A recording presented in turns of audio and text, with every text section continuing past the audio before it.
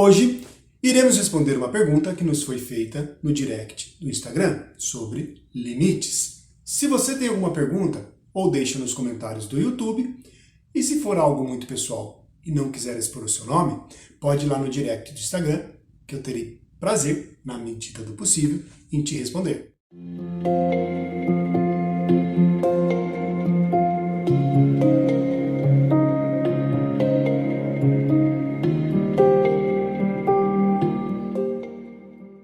Olá, meu nome é Jaime Endres, eu sou psicanalista e esse é o canal Jaime Endres Explica. Não é inscrito no canal? Que coisa, que feio.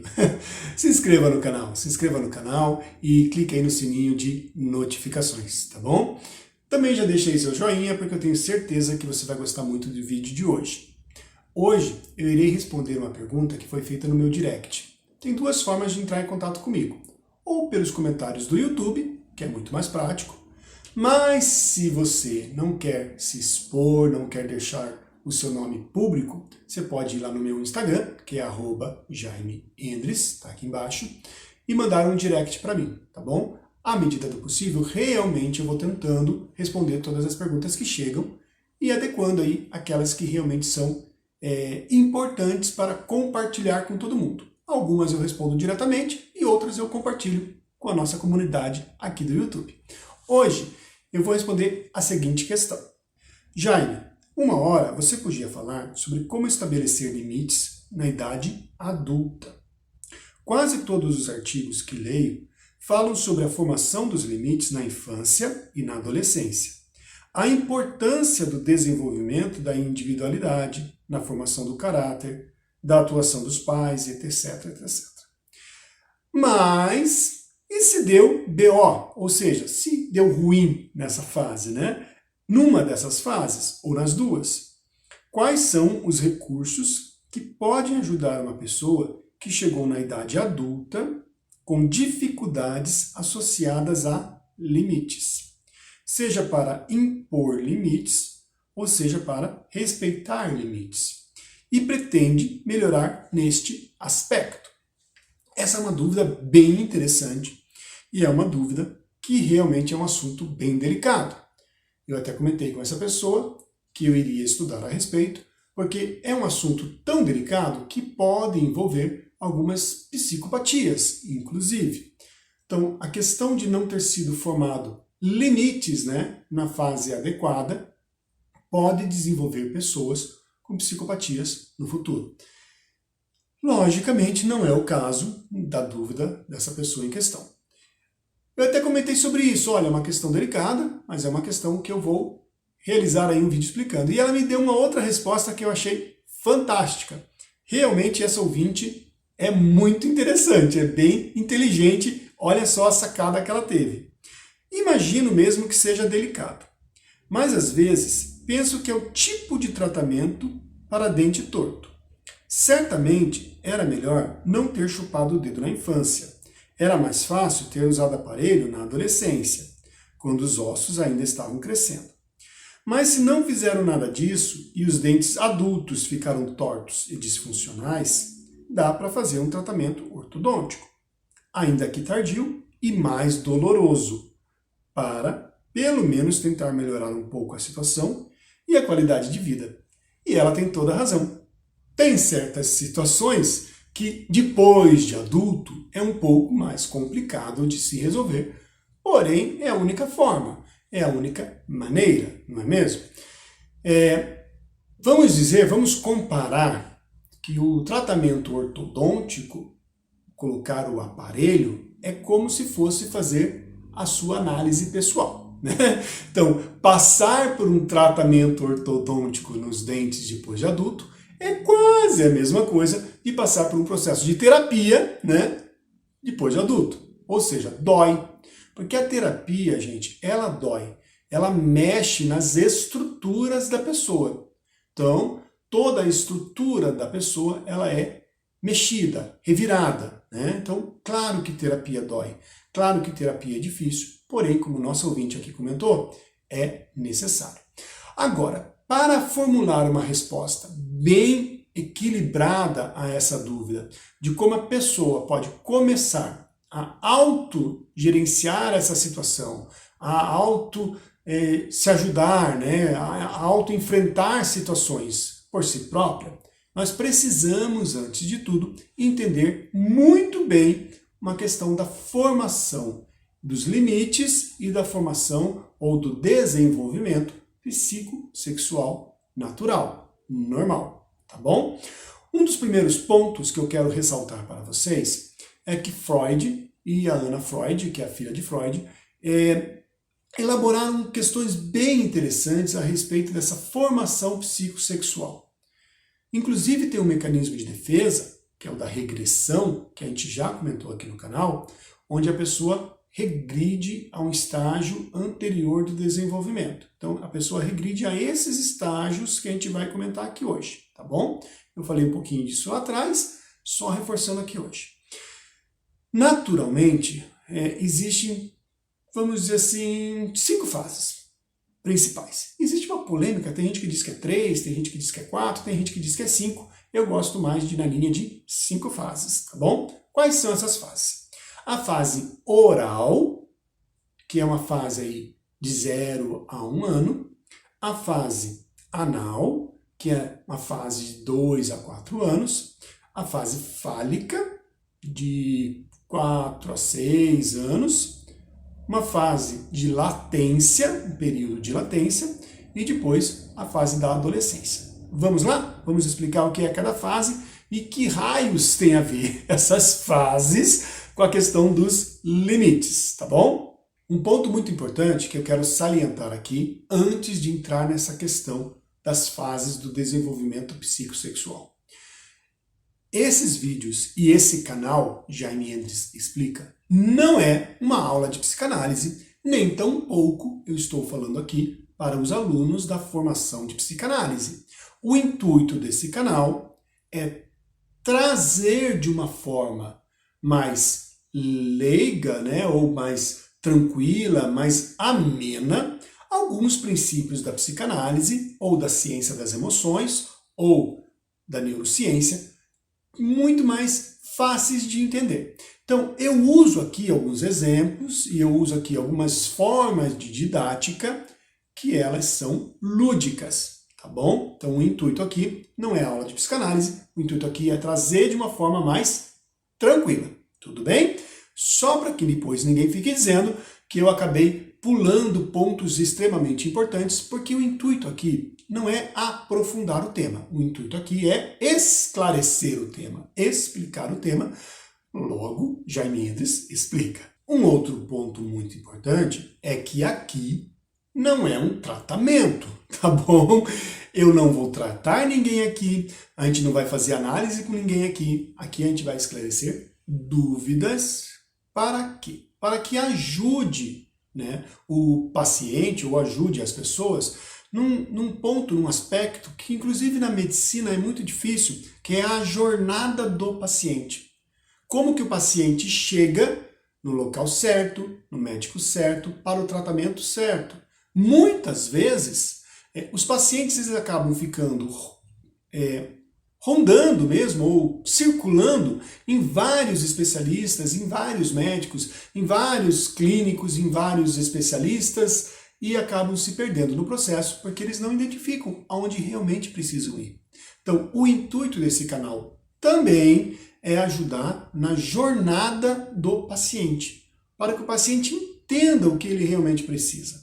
Se ele precisa realmente de um tratamento psiquiátrico, se ele precisa de um tratamento mais para o lado das emoções, mais emocional.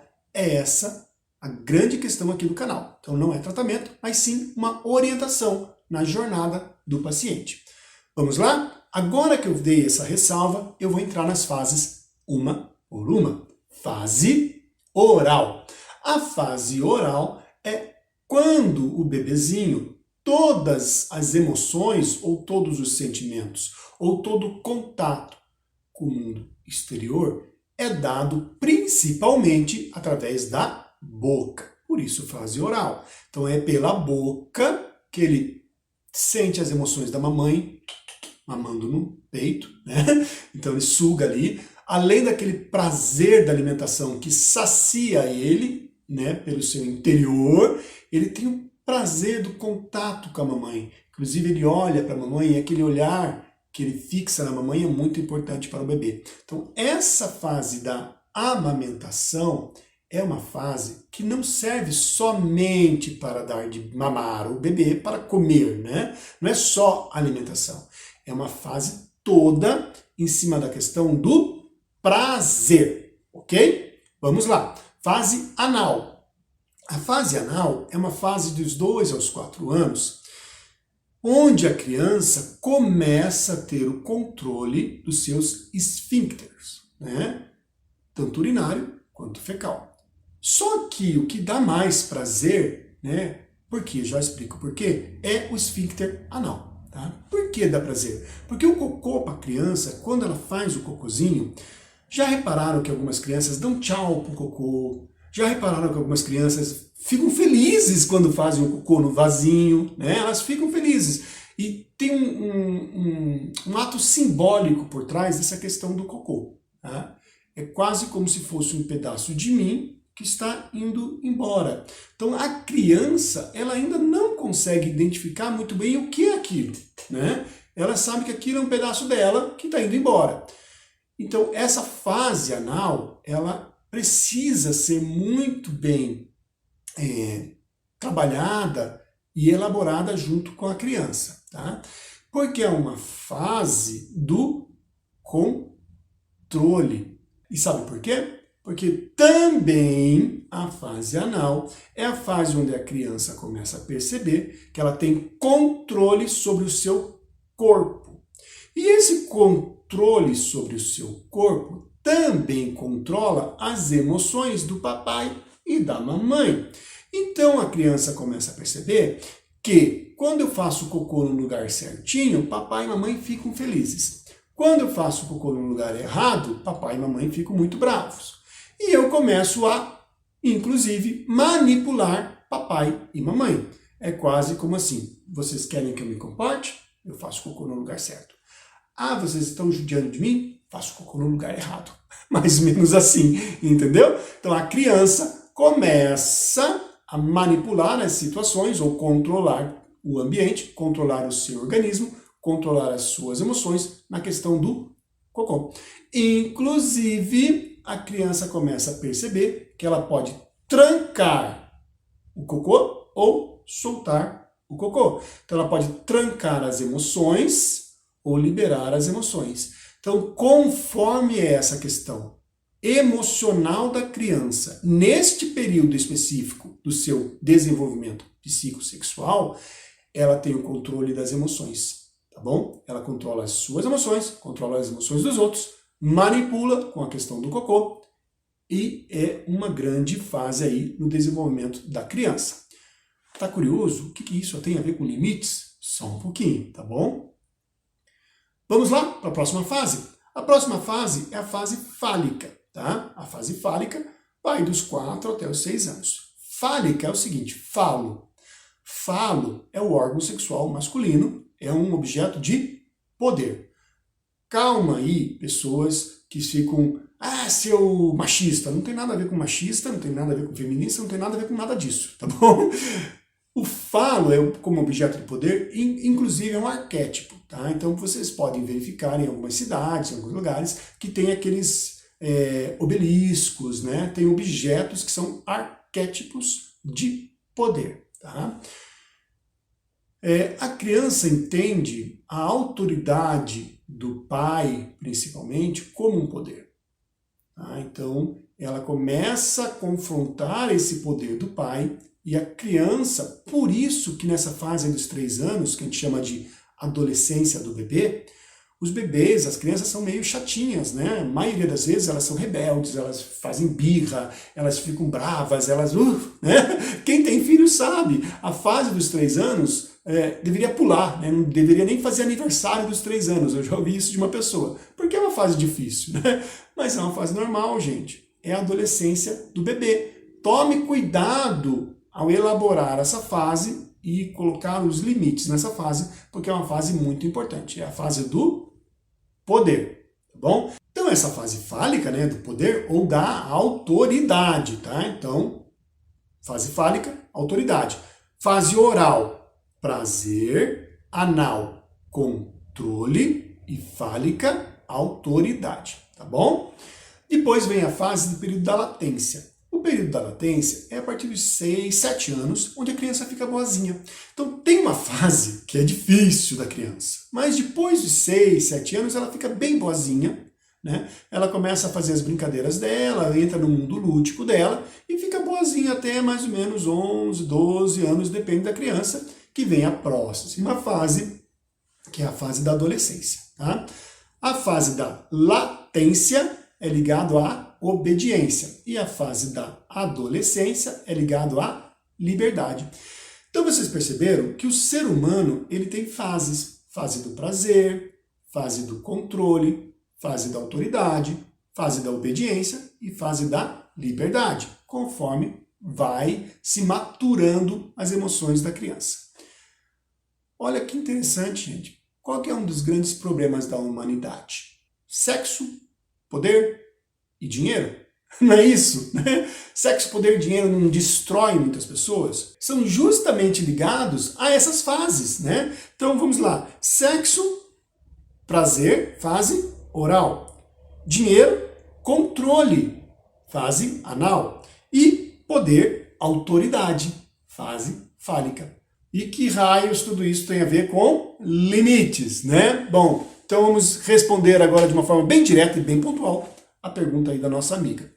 Se não foi feito muito bem essas fases do desenvolvimento na infância, possivelmente essa pessoa, esse sujeito, vai chegar numa vida adulta com alguns problemas de limites.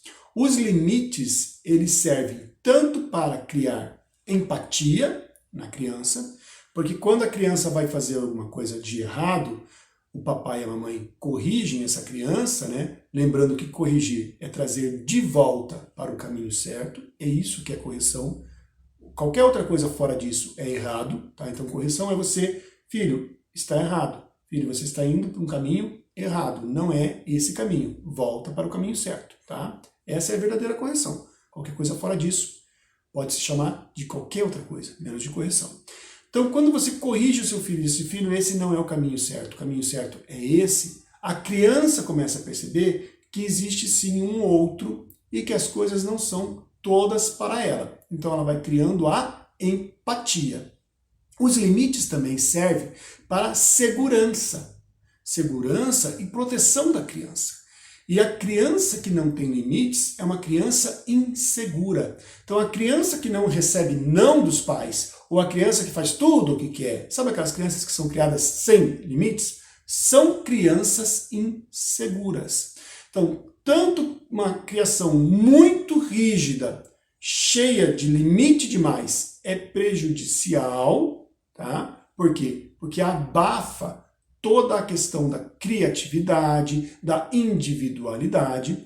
Uma criação muito solta demais deixa a criança extremamente insegura. Com isso, na fase adulta, a pessoa fica extremamente perdida. Então, na fase adulta, deu ruim. Eu sou um adulto, eu devo ter algum problema na minha fase do desenvolvimento lá de trás, e hoje em dia eu não consigo estabelecer limites. Ou eu também não consigo respeitar limites. E agora, o que eu faço? Primeiro, coloque um aparelho. Né? Coloque um aparelho, realmente faça terapia. Procure um analista e faça um bom analista, um bom profissional e faça terapia. Segundo, para se autoajudar, pense o seguinte: muitas vezes você não põe os limites porque você está inseguro, insegura. Inseguro e insegura do quê? Do amor. Você acha que se você não coloca limites, essas pessoas não vão mais te amar, não vão mais gostar de você. E isso é um sofrimento pelo qual você não quer passar. Você não quer ter essa sensação de abandono, porque no fundo, a pessoa já tem uma sensação de abandono infantil. De alguma forma, essa pessoa já foi abandonada na infância. E se você traz de volta essa questão, toda a questão do abandono vem à tona de novo. Então, por isso também a questão dos codependentes, que a gente falou nos vídeos passados. A pessoa quer agradar, a pessoa quer fazer, a pessoa não põe limites porque ela tem muito medo e muita insegurança. Ela tem medo, novamente, de um abandono. Como resolver isso? Você precisa entender qual é a sua verdadeira identidade e quem é você. E você precisa entender que isso que você está fazendo, né, não é amor. Você não está amando o outro quando você não dá limites para o outro. Ou quando você faz tudo pelo outro. Isso não é amor. Isso é manipulação. Você está manipulando o outro para que o outro seja bacana com você, para que o outro continue te amando, para que o outro continue gostando de você, para que você se sinta bem. No fundo, quando você não impõe limites, você está manipulando. Você também é uma manipuladora. Assim como o outro está te manipulando para fazer as coisas, você está manipulando o outro para gostar de você. Então, o primeiro passo, se você quer colocar limites na vida adulta, entenda quem é você, entenda qual é a sua identidade, onde você está firmada. Eu sou isso, ponto. Eu gosto de mim e não preciso comprar ou não preciso manipular para ter o amor do outro. Se o outro, por exemplo, deixar de gostar de mim, deixar de me amar, porque eu não fiz isso, isso não é amor. Então é melhor que não venha esse tipo de sentimento. Tá?